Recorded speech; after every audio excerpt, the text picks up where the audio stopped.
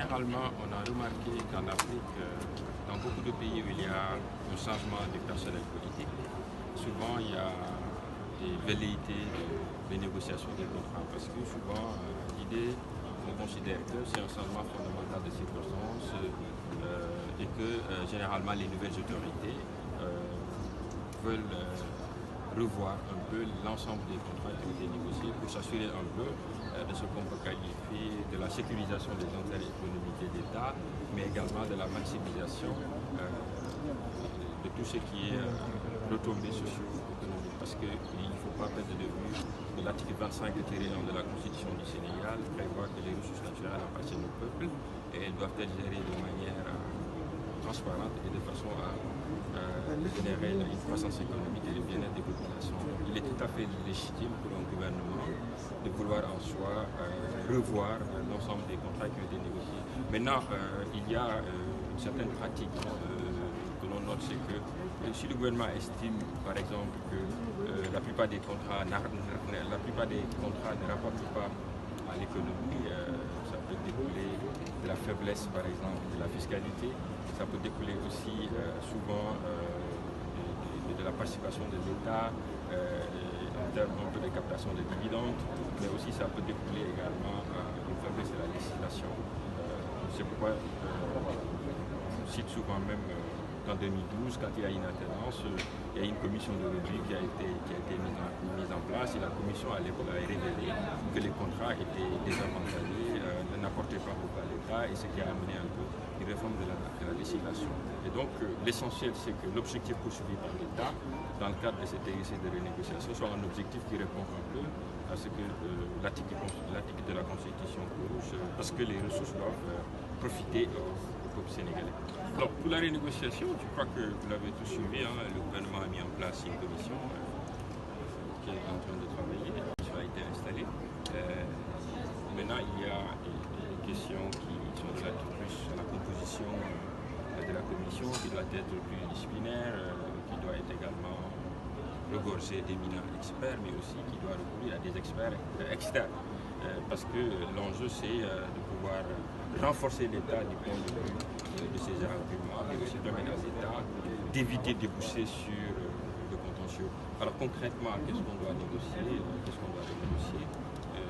L'État peut, s'il le souhaite, par exemple, dans le cadre d'un contrat, s'il y a une surestimation des coûts, que l'État estime que les coûts sont très élevés, ou que l'État estime également il y a quelques irrégularités, ou l'État estime qu'au fond il y a une clause de stabilisation qui l'empêche par exemple de dérouler sa réforme sur le plan fiscal, que l'État décide justement de mettre en avant aujourd'hui que par exemple la stabilisation économique du contrat ne va pas plus couvrir par exemple de la fiscalité, où l'État peut manifestement, en fonction un peu des variations économiques dénoncées, parce que dans ce secteur minier, vous pouvez avoir le prix de l'or qui va être doublé en raison un peu d'une quelconque conjoncture. À partir de ce moment, il est tout à fait loisible. C'est pourquoi on considère que de plus en plus, il ne faut pas que dans les contrats sénégalais, qu'on ait des clauses qui fisent un peu la réglementation de l'État, mais qu'on ait des clauses de plus en plus de flexibilité, pour pouvoir un peu s'ajuster en fonction de l'évolution du marché.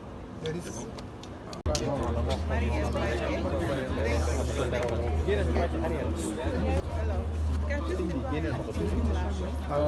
Chef, face.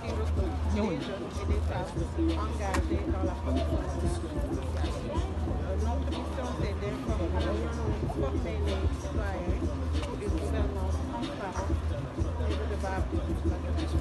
Alors, le contexte c'est qu'aujourd'hui, l'exploitation des ressources naturelles connaît une expansion grande au Sénégal. Et malgré le dynamisme du secteur minier et des découvertes du pétrole et du gaz, on constate que l'économie en tire une part très marginale. Et le déséquilibre des contrats est indexé comme l'une des causes. Depuis l'élection de son Excellence M. Bassirou Diomaye Faye à la tête de l'État du Sénégal, l'État du Sénégal a amorcé un tournant stratégique en mettant en place une commission spéciale de révision des contrats. Et la mise en place de cette commission témoigne aujourd'hui l'engagement du gouvernement du Sénégal à promouvoir une gouvernance transparente et redevable de l'Israël. Et c'est dans ce cadre qu'Alvis a organisé cette table ronde qui réunit des experts environnementalistes, des juristes qui maîtrisent les enjeux et les contours de la renégociation des contrats pour informer les citoyens par rapport aux enjeux et opportunités de la négociation des contrats.